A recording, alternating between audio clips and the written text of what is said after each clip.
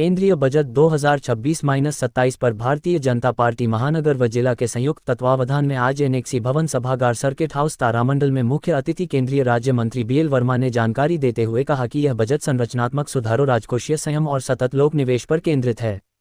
वित्त वर्ष 2026-27 के लिए केंद्रीय बजट की दृष्टि वित्त वर्ष 2026-27 का केंद्रीय बजट कर्तव्य भवन से प्रस्तुत किया जाने वाला पहला बजट मोदी सरकार की उस स्पष्ट दृष्टि से प्रेरित है जिसमें दुविधा के स्थान पर निर्णय, शब्दाडंबर के स्थान पर सुधार तथा लोक समय में हम इसको लगातार करने का काम करेंगे।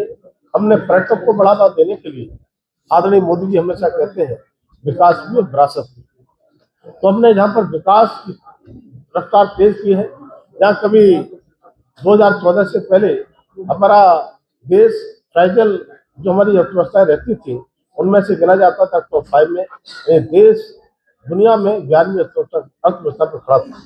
माननीय प्रधानमंत्री मोदी के नेतृत्व में वैश्विक चुनौतियों के बाद जिस तरह से अर्थव्यवस्था हमारी तेजी के साथ बढ़ रही है और हम आज चौथे स्थान पर पहुंचे। जिन अंग्रेजों ने हम पर शासन किया लंबे समय तक, उन अंग्रेजों के देश को भी हमने पीछे 6वें स्थान पर धकेल दिया और भारत आज चौथे स्थान पर है। और आदरणीय प्रधानमंत्री के नेतृत्व में हम दुनिया की सबसे बढ़ती हुई तीसरी अर्थव्यवस्था की ओर अग्रसर है।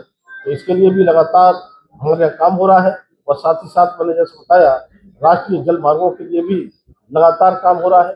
पर्यटन के क्षेत्र में जहाँ पर हम कई तरह से उनको विकसित करने का काम करेंगे पर्यटनों के लिए, साथ में उनके लिए 10,000 गार्ड उनको हम प्रशिक्षण देकर के गाइड के रूप में वो काम करेंगे और बढ़ाने का काम करेंगे। और अगर हम बात करते हैं उत्तर प्रदेश में, उत्तर प्रदेश में भी हमारा लगातार इस बजट में जो काम किया है इसमें मैं कह सकता हूं कि जो हाई स्पीड रेल और रेलवे का विस्तार जो हुआ है, मैंने बताया था 7 हाई स्पीड रेल कॉरिडोर, जिसमें 2 हमारी ऐसे रेल कॉरिडोर है जो हमारे उत्तर प्रदेश को का लाभ मिलेगा।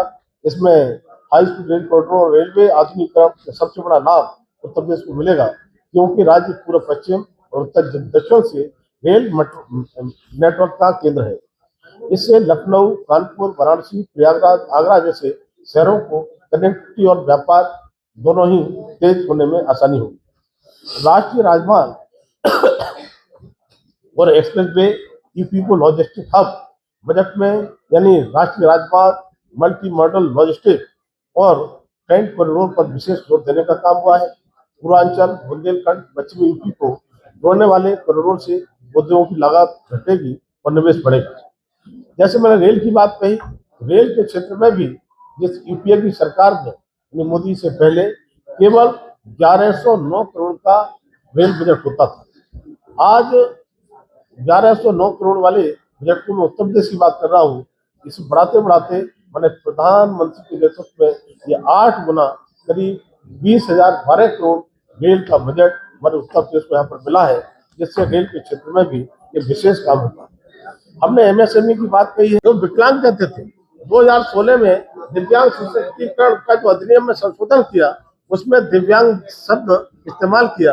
मोदी ने कहा कि दिव्यांग वो होते हैं जिनके दिव्य अंग होते हैं और दिव्य अंगों में दिव्य शक्तियां विराजमान होती है।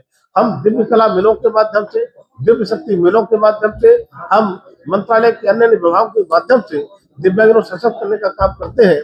और मैं कह सकता हूँ गोरखपुर हमारे लिए बहुत महत्वपूर्ण क्षेत्र है।